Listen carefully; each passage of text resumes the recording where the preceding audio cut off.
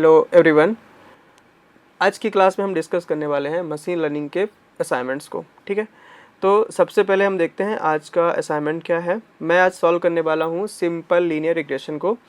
अब यहाँ पे हमने इसकी थ्योरी को कवर कर लिया है, इसके क्विज को सॉल्व किया और इसका क्विज का सोल्यूशन भी देखा गया।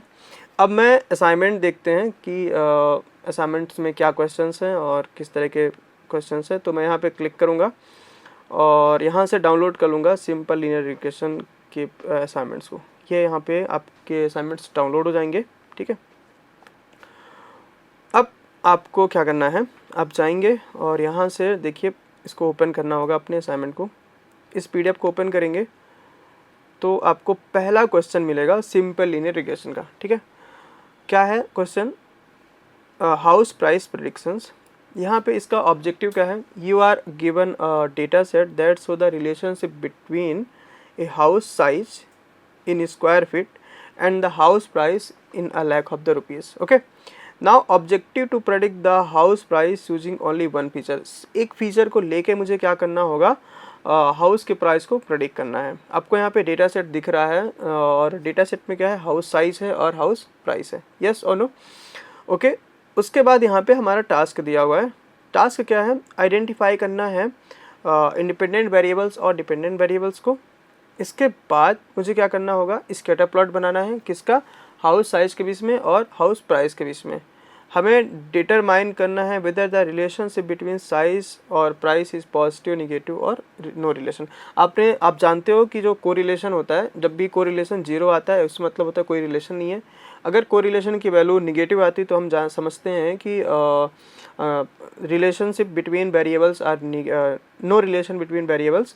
एंड अगर पॉजिटिव आता है तो मतलब ये है कि उन दोनों के बीच लीनियर रिलेशन है, दोनों एक साथ इंक्रीज हो रहे हैं या फिर दोनों एक साथ क्या हो रहे हैं, डिक्रीज हो रहे हैं। ठीक है, नाउ हम यहाँ पे सिंपल लीनियर रिग्रेशन यूज करेंगे और ड्राइव करेंगे by equal to M X प्ली। हमने देखा भी है कि जो लीनियर रिग्रेशन हमारी मशीन लर्निंग की एल्गोरिथम है उसका पहला अजम्पशन ही क्या है कि इसका जो रिलेशनशिप है क्या होना चाहिए, लीनियर होना चाहिए। अगर लीनियर नहीं है तो हमारा सिंपल लीनियर रिग्रेशन काम नहीं करेगा। इसके बाद मुझे क्या कैलकुलेट करना है, calculate mean value of the Y करना है, calculate mean value of X करना है। इसके बाद मुझे क्या निकालना है, स्लोप निकालना है, इंटरसेप्ट निकालना है। सब फार्मूले का यूज़ करके करेंगे अपन। और इसके बाद फिर मुझे इस रिग्रेशन को जो हमने एम और सी की वैल्यू को फाइंड किया, उसके बाद मैं क्या करने वाला हूँ, यहाँ पे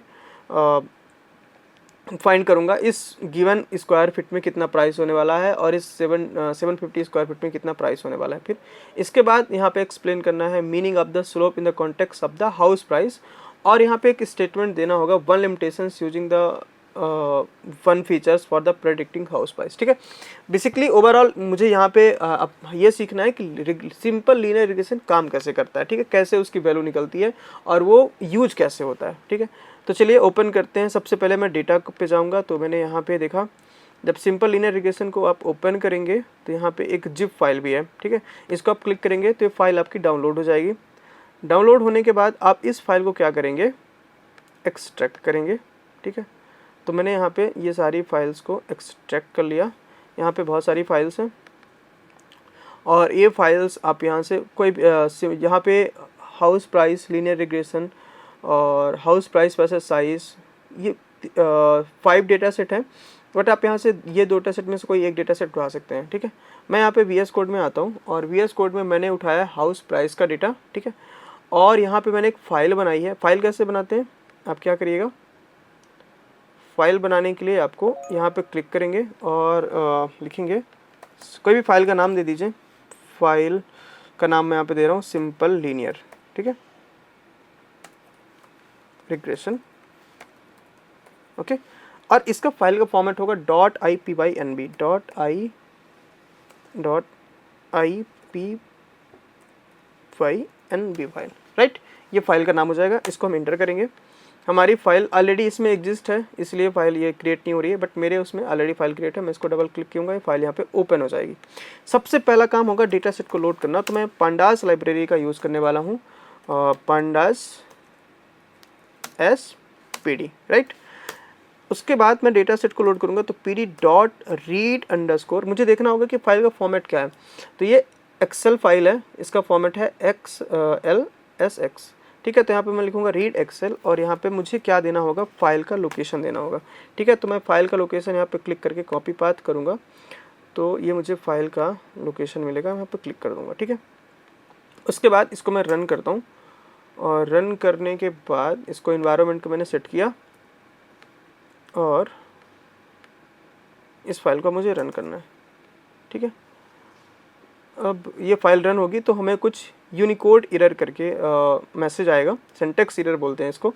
तो इसके पहले मैं सी के पहले मैं लिखूंगा आर, इसका मतलब होता है रीड करो, इस डेटा को तुम क्या करो, रीड करो। हम पाइथन को इंस्ट्रक्शंस दे रहे हैं कि आप इस फाइल को रीड करिए। तो जैसे ही मैं यहाँ पे क्लिक करता हूँ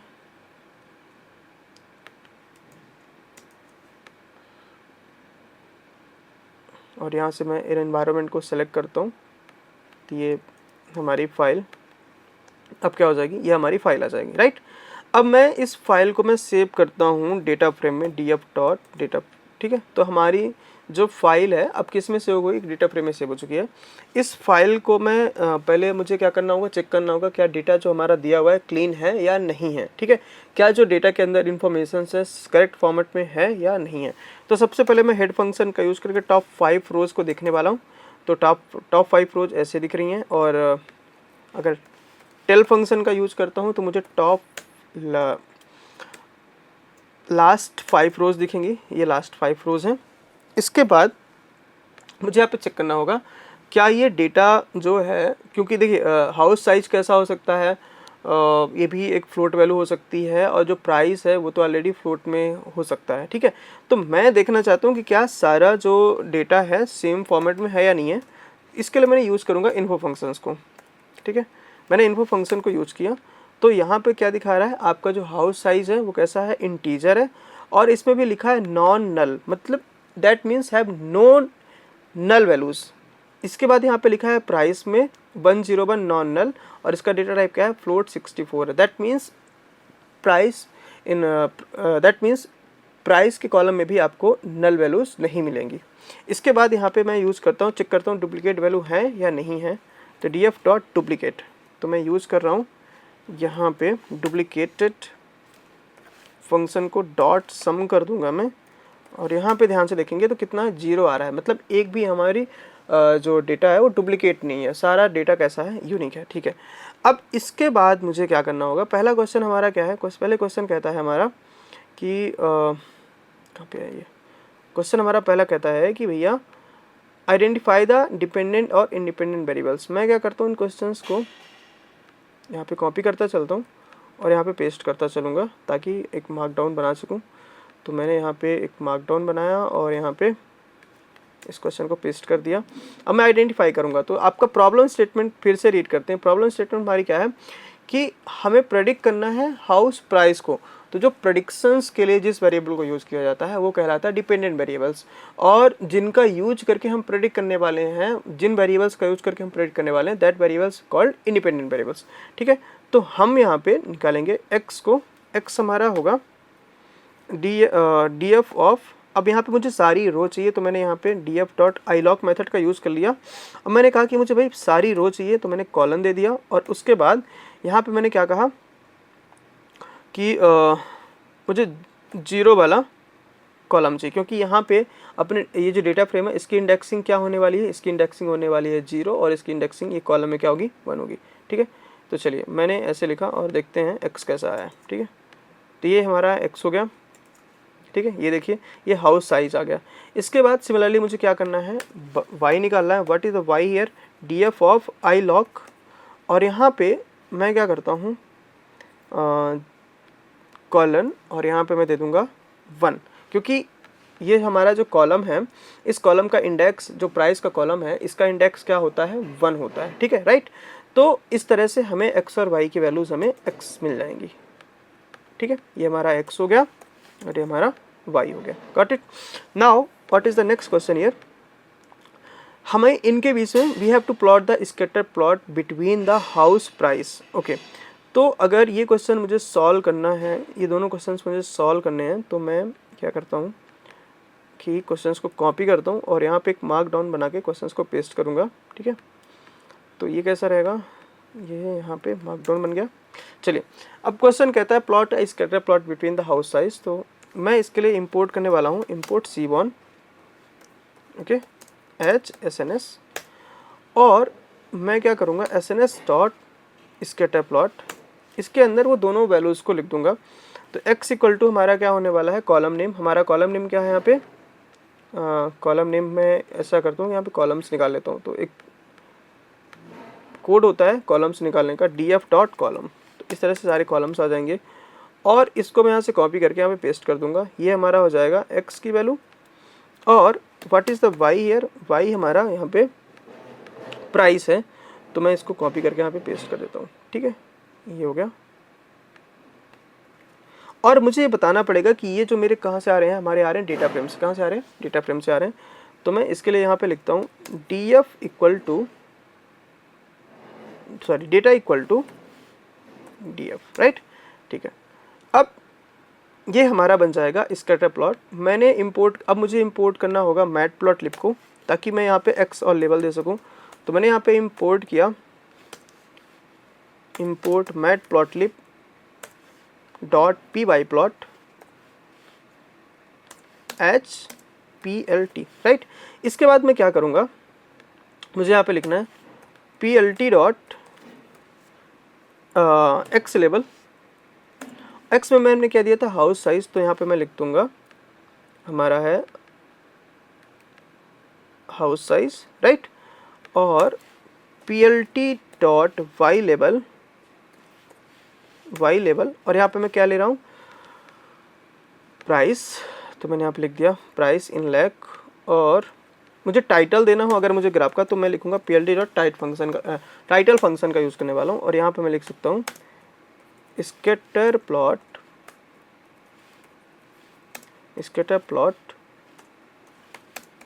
बिटवीन,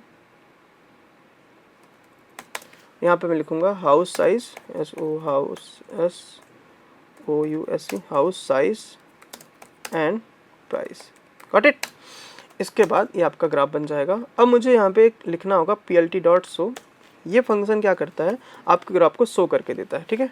PLT डॉट शो, ये आपका ग्राफ बन जाएगा। Now what is the next question. आपका दूसरा क्वेश्चन हमसे कह रहा है कि हमें कोरिलेशन निकालना है। देखिए दो कॉलम्स हैं और दोनों न्यूमेरिक हैं, तो मैं डायरेक्टली यूज़ कर सकता हूँ df डॉट कॉलम। अगर आपके डेटा फ्रेम में कैटेगोरिकल डेटा होता या ऑब्जेक्ट टाइप का डेटा होता, तो आप डायरेक्टली कोरिलेशन फंक्शन को यूज़ नहीं कर सकते हैं। बट अगर आपके डेटा में सिर्फ न्यूमेरिकल वैल्यूज़ हैं, फ्लोट वैल्यूज़ हैं, आप डायरेक्टली अप्लाई कर सकते हैं अपने डेटा में कोरिलेशन फंक्शन को। तो ये हो जाएगा df डॉट कोरिलेशन, और ये कोरिलेशन निकल गया। अगर मैं इसका हीट मैप बनाना चाहूँ तो मुझे क्या करना होगा, we have to use heat map function. SNS dot heat map, right. क्या करेंगे, यहाँ पे हीट मैप को यूज करेंगे और इसी के अंदर हम क्या रख देंगे, हमने जो कोरिलेशन निकाला है अपने डेटा फ्रेम का, वो कोरिलेशन लिख देंगे। और यहाँ पे लिखेंगे n not equal to true. n not true क्या करता है, जो वैल्यूज़ आ रही हैं हमारी, ये वैल्यू इनको आपकी हीट मैप पे रिप्रेजेंट करेगा, ठीक है। ये देखिए, तो ये सबको 1 कर रहा है बिकॉज क्योंकि कोरिलेशन भी काफ़ी स्ट्रॉन्ग था हमारा प्राइस और साइज के बीच में भी, that's why we are getting 1 here, right, ठीक है। ये 0 पॉइंट यहाँ पे काफ़ी ब्लैक दिख रहा है, दैट मीन्स 0.9995 अप्रॉक्सीमेट 1 ही है। और यहाँ पे 1 है, मतलब ये एग्जैक्ट 1 ये है, और यहाँ पे अप्रॉक्सीमेट है, दैट्स वाई यार यहाँ पे क्या आ रहा है, ब्लैक कलर आ रहा है, ठीक है। ये एग्जैक्ट 1 है और ये क्या है, अप्रॉक्सीमेट 1 है, ओके। नाउ नेक्स्ट क्वेश्चन, हमें सिंपल लीनियर रिग्रेशंस में एक इक्वेशन को ड्राइव करना है। अब इक्वेशन को ड्राइव करने के लिए मुझे क्या क्या रिक्वायरमेंट्स है, मीन को कैलकुलेट करना होगा, मीन वैल्यूज कैलकुलेट करनी होंगी x और y की। तो मैं क्या करने वाला हूँ, mean of x equal to, हम क्या लिखने वाले हैं, कैसे फाइंड कर सकते हैं, sum of x divide by length of x,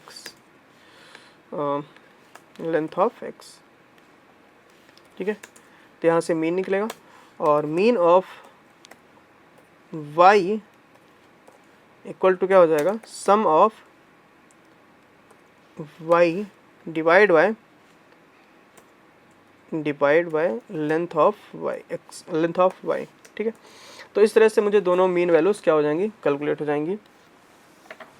इसके बाद मैं क्या करने वाला हूँ, ये इक्वेशन को ड्राइव करूँगा और आपकी इक्वेशन यहाँ पे दी हुई है, ठीक है।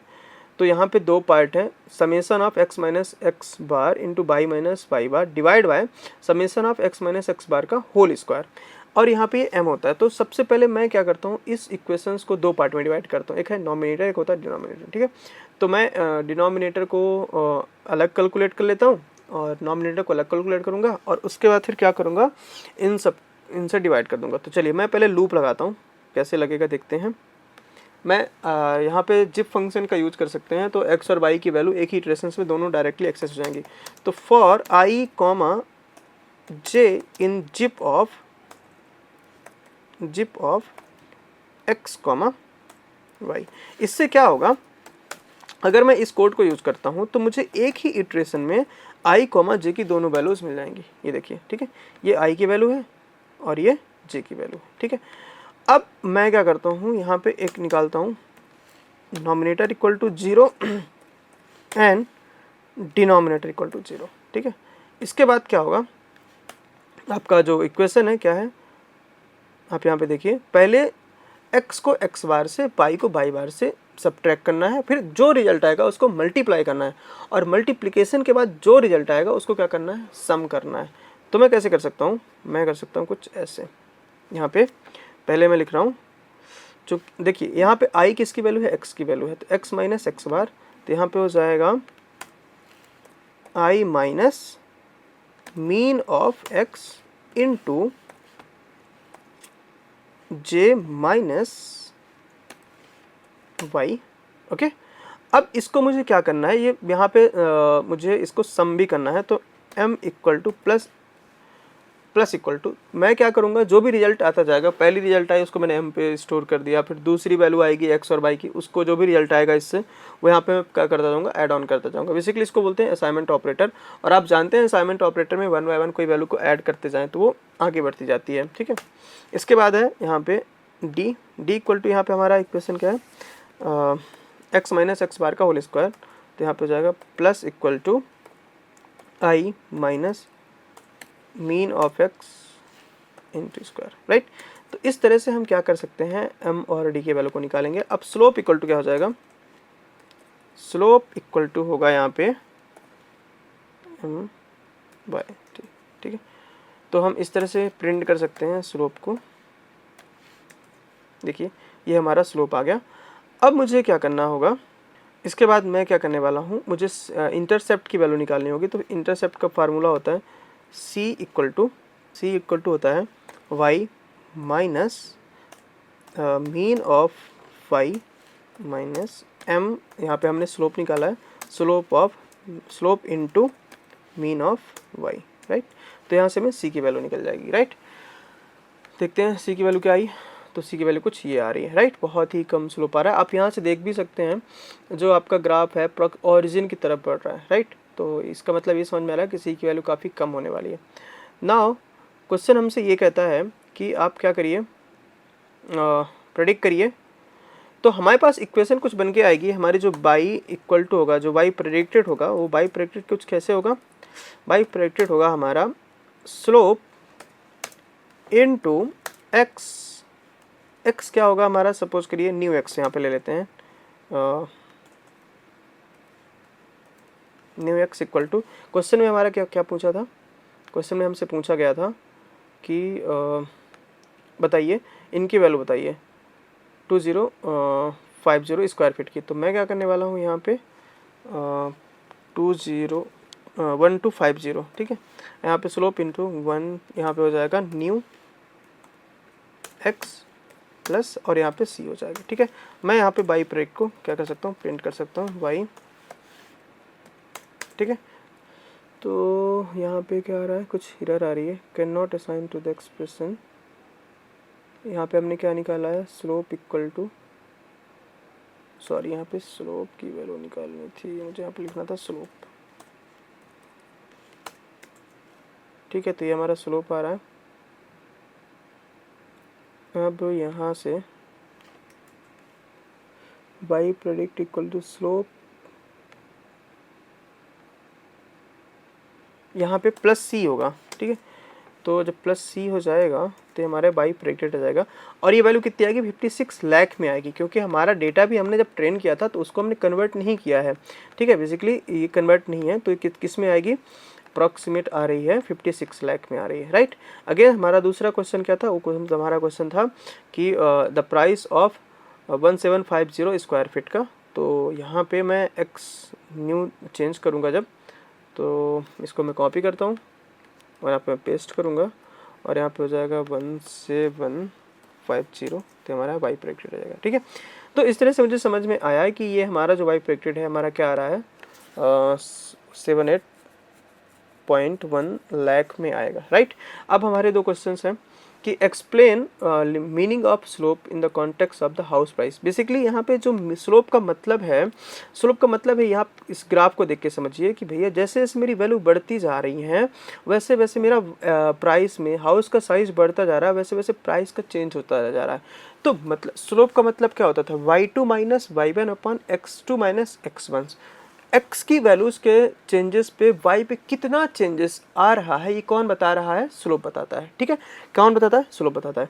इसके बाद तो स्लोप को हम ये कह सकते हैं कि we are trying to find the differentiation of y with respect to the x, right, that is the slope here. Now what is the next question, state one limitations of using the only one features in predicting the.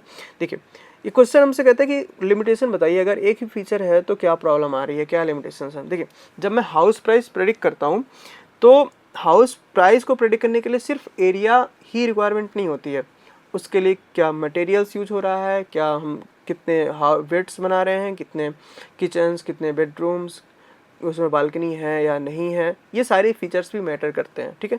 तो मैं सिर्फ अगर area लेके अगर predict करूँगा तो वो that is not a fruitful, और हमें एक करेक्ट प्राइस का प्रेडिक्शन नहीं होगा, ठीक है। तो इस वीडियो से हमने ये सीखा कि कैसे कोरिलेशंस निकालते हैं, कैसे सिंपल लीनियर रिग्रेशन सिंपल तरीके से वर्क करता है, simple just you have to find the slope and intercept, and उसके बाद आप उसको यूज करते हैं, राइट। अब आपको नेक्स्ट वीडियो में आपको सिखाऊंगा कि जो हमारा नेक्स्ट असाइनमेंट है उसको कैसे सॉल्व करते हैं, ठीक है। तब तक के लिए थैंक्स फॉर ज्वाइनिंग।